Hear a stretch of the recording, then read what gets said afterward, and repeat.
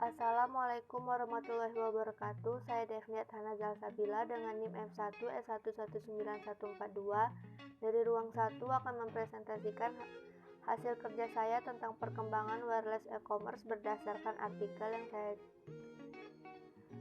saya cari. Adapun beberapa hal yang akan saya sampaikan, yaitu yang pertama ada introduction, apa itu wireless e-commerce. Yang kedua ada plus minus atau kelebihan dan kekurangan. Yang ketiga ada perkembangan dari wireless e-commerce. Yang terakhir ada kesimpulan dari wireless e-commerce. Introduction. Menurut Shaolin dan Darren pada tahun 2003, wireless commerce didefinisikan sebagai transaksi apapun dengan nilai moneter yang diselenggarakan via jaringan telekomunikasi mobile. Sementara menurut Pradhan tahun 2003, pembelian dan penjualan barang dan jasa melalui wireless handheld device seperti telepon mobile, personal digital assistant atau PDA, MP3 player, kamera digital, handheld gaming device, dan komputer. Kelebihan dari wireless commerce. Yang pertama, memberikan kepuasan pelanggan, penghematan biaya, dan peluang bisnis baru. Yang kedua, dapat digunakan kapan saja dan dengan device apa saja. Yang ketiga, dapat membawa penjual dan pembeli bersama-sama dengan mudah sehingga memungkinkan untuk mendapatkan laba yang lebih besar dan hubungan dengan pelanggan menjadi semakin dekat. Kekurangan dari wireless commerce. Yang pertama, layar yang kecil dari mobile device membatasi kompleksitas aplikasi. Yang kedua, mobile device tidak biasanya menawarkan grafik atau daya proses suatu PC.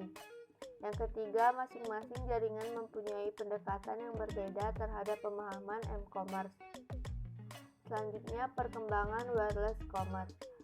Semakin berkembangnya peralatan nirkabel yang mobile pada tahun 2005, pengguna ponsel di dunia mencapai 1,5 miliar. Di negara berkembang, pertumbuhan penggunaan ponsel dan akses internet kian cepat, hingga pertumbuhan ini bisa memacu negara berkembang untuk memasuki era M-dagang. Yang kedua, kini karena banyaknya telepon pintar atau perangkat nirkabel lainnya yang beredar, orang tidak lagi membutuhkan PC atau berinternet dengan kabel.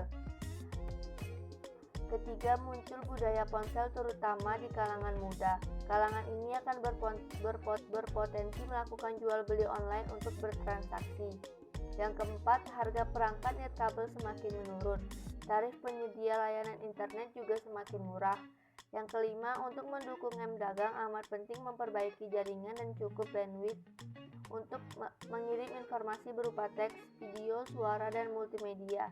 Sudah menyediakan bandwidth yang cukup. Yang keenam, di Indonesia sendiri perkembangan wireless e-commerce berkembang sangat pesat. Semua transaksi kini bisa dijalankan secara wireless dengan membutuhkan jaringan internet. Hal ini sendiri muncul sejak bermunculannya macam-macam aplikasi yang memudahkan pengguna dalam melakukan transaksi dalam berbisnis. Mobile banking. Di Indonesia, bank sudah memberikan layanan akses mobile. Berbagai aplikasi seperti transfer uang, mengecek saldo dapat dilakukan. Lalu sistem pembayaran elektronik nirkabel. Dengan sistem ini, ponsel bisa menjadi alat pembayaran yang aman dan menjadi alat pembayaran yang sah di jaringan seluler. Yang terakhir ada kesimpulan dari wireless e-commerce. Yang pertama, wireless e-commerce merupakan salah satu teknologi yang membantu konsumen dan pelaku bisnis dalam menjalankan proses bisnis. Yang kedua, hal ini sangat menguntungkan selain dapat meringkas waktu karena dengan adanya teknologi tersebut, segalanya bisa dilakukan dengan mudah dalam satu perangkat. Itu saja yang dapat saya sampaikan. Saya ucapkan terima kasih.